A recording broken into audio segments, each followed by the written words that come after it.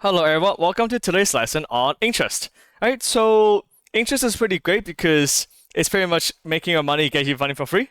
But also it's not that great because if you have a loan, that's a lot of extra money you gotta pay. Alright, so today we're gonna take a look at what interest is and again, kind of like the good interest and the bad interest.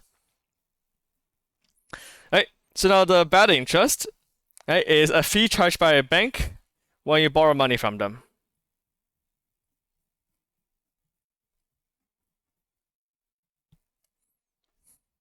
Right, so we commonly call this a loan.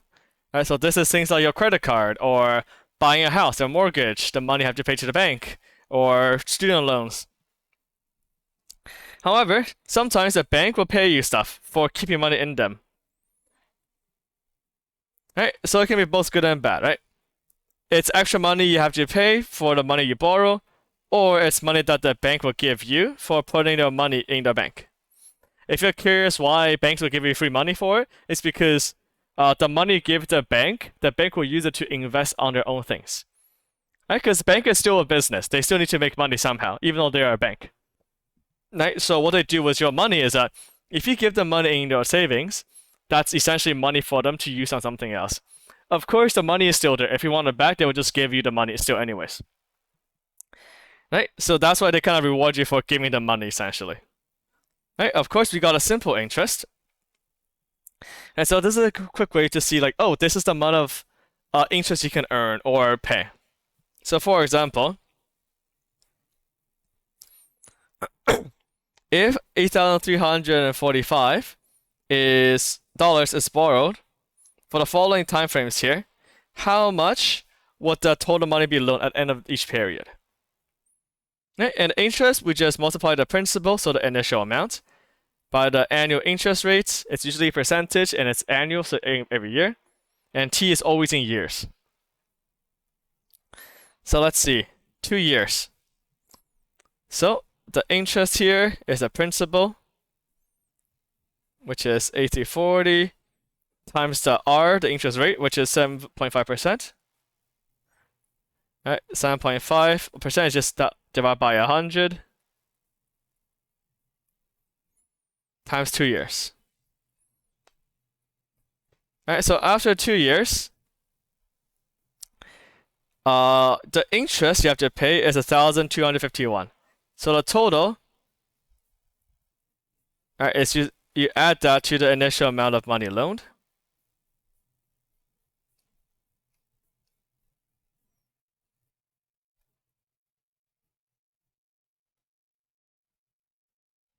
Alright, so that's the quote-unquote bad interest.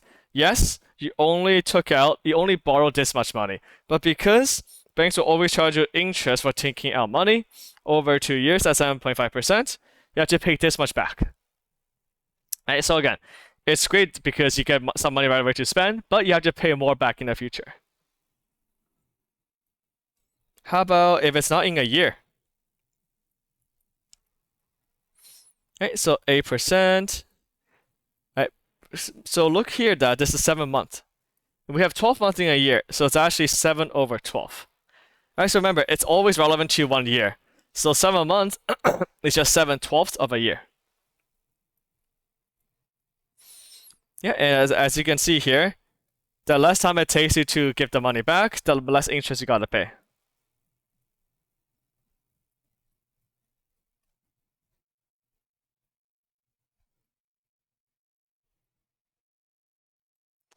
So 87 to 9.2. Okay. Okay, let me just move everything over a little bit. There we go. And lastly, this one's complicated. What is this? Right, that's the interest at 0.036. Okay, what are we multiplying here? Right, unfortunately, it's given a time frame, so we gotta count the days. Alright, let's figure it out.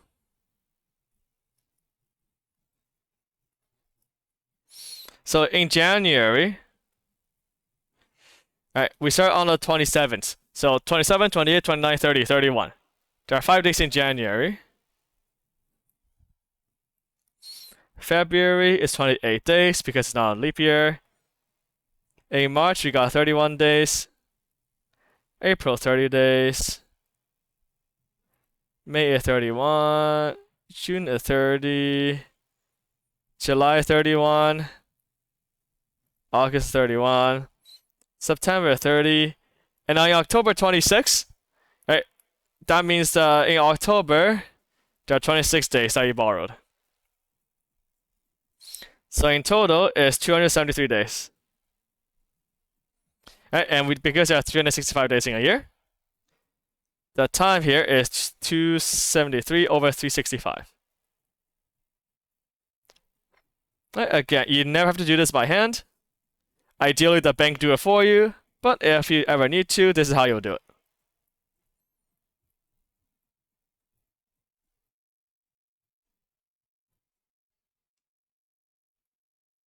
Uh-oh, do I have space?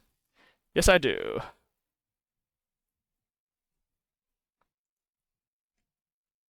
Okay, there we go.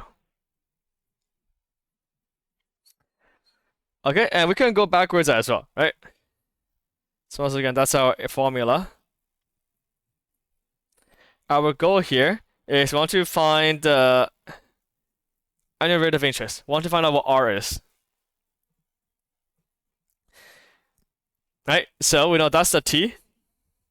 Now we want to find out, okay, if it's R, we can just isolate for R. We divide both sides of P and T, right? So it's interest divided by principal times the time. Alright, so that's the T over there. What's the interest? What's the principal, right?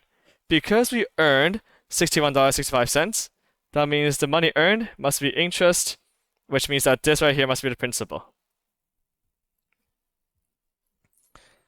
Yeah, just to make sure you are plugged into the right number here.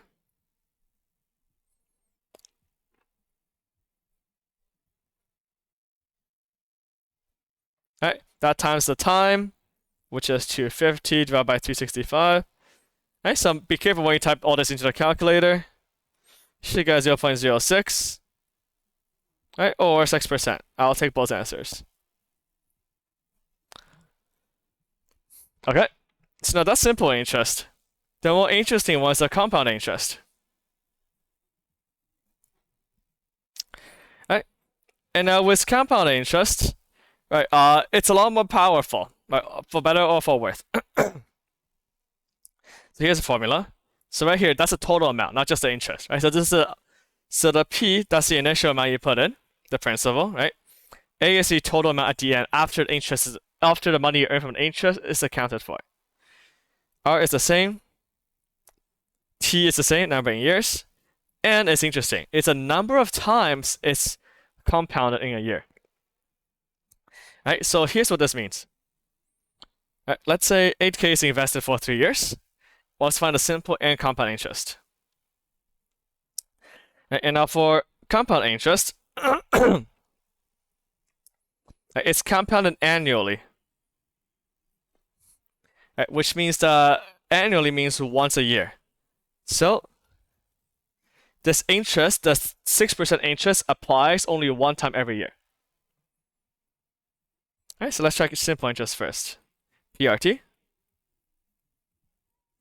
Principal is 8,000. Interest is 0.06. Time is 3.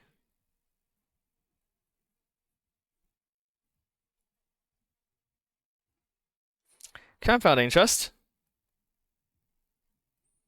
is our complicated formula. Principal is 8,000 times 1 plus R is 0.06, and this once, it only compounded once, times N times T, so 1 times 3.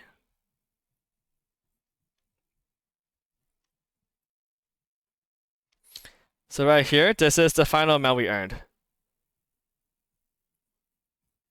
Alright, so remember, this isn't just the interest, this is the final amount. Alright, for the interest though, we can just subtract it from the initial amount to see how much money we've earned.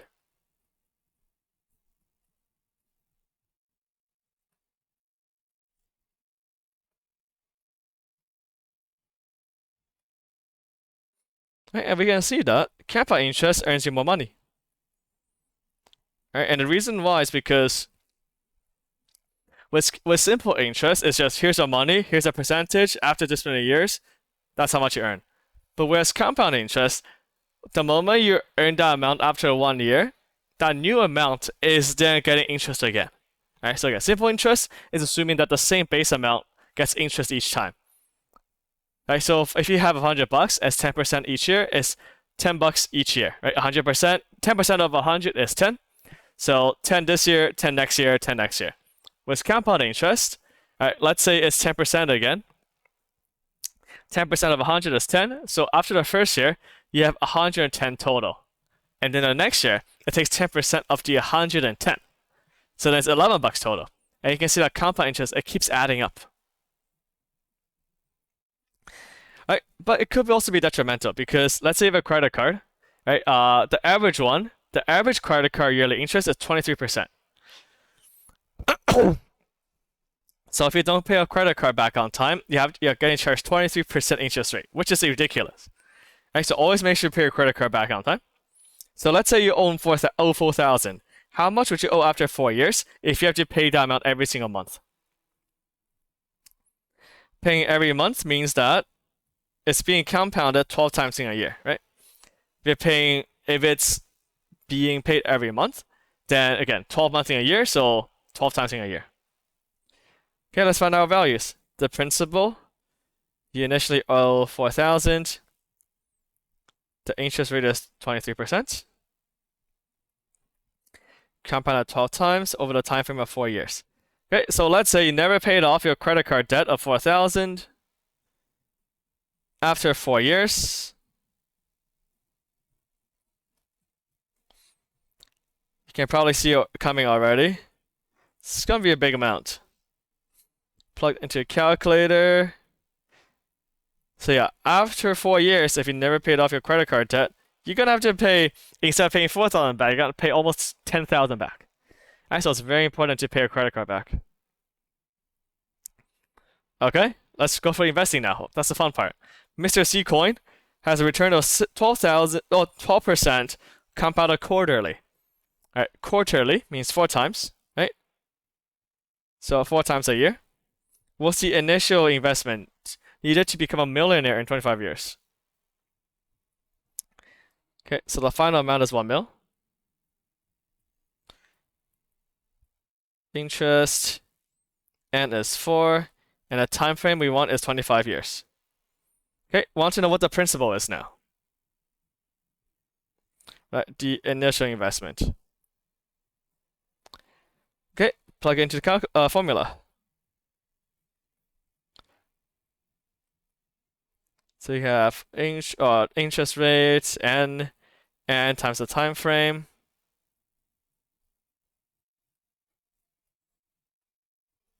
So this is just 1.03 times the exponent of 100. Isolate the p.